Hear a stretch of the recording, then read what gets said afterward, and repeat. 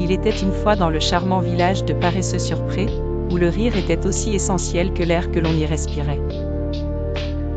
Dans ce village vivait un coq philosophe du nom de Gaston.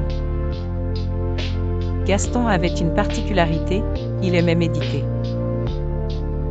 Il disait à qui voulait l'entendre que la méditation avait le pouvoir de transformer les grenouilles en futurs chefs d'orchestre. Personne ne le croyait, bien sûr, mais cela faisait de bonnes histoires pour réchauffer les longues soirées d'hiver. Un jour, alors que Gaston se prélassait à l'ombre d'un vieux chêne, son ami Léon le lapin hyperactif vint le voir. « Gaston !» s'exclama Léon en sautillant, « tout le monde au village est stressé. Les brebis ont perdu leurs aiguilles à tricoter, et même les haricots dans l'épicerie ont l'air crispés. » Gaston, en bon méditant, enjamba avec l'élégance d'un héron un caillou imaginaire, prit une grande respiration et répondit. « Mon cher Léon, tu sais bien que méditer pourrait résoudre tous nos petits soucis. » Léon, pas convaincu mais curieux, décida d'essayer.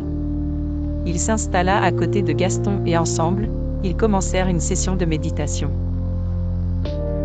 Au début, Léon avait du mal à rester en place. Ses oreilles frétillaient comme des antennes sensibles, et ses pattes refusaient de rester immobiles. Mais petit à petit, une sorte de calme étrange s'empara de lui. Le lendemain, tout le village était en émoi. Léon, le lapin autrefois incontrôlable, était incroyablement serein. Les moutons retrouvèrent miraculeusement leurs aiguilles, et même les haricots de l'épicerie semblaient pousser avec un enthousiasme renouvelé. En voyant cela, tous les villageois voulurent connaître le secret de cette transformation. Gaston organisa alors des ateliers de méditation sous le vieux chêne. Les brebis y participèrent, bien que certaines continuaient à tricoter. Les haricots, quant à eux, malgré leur nature stoïque, ne dirent rien mais semblaient apprécier l'expérience. C'est ainsi que Paresseux-sur-Pré devint le premier village à introduire la méditation obligatoire.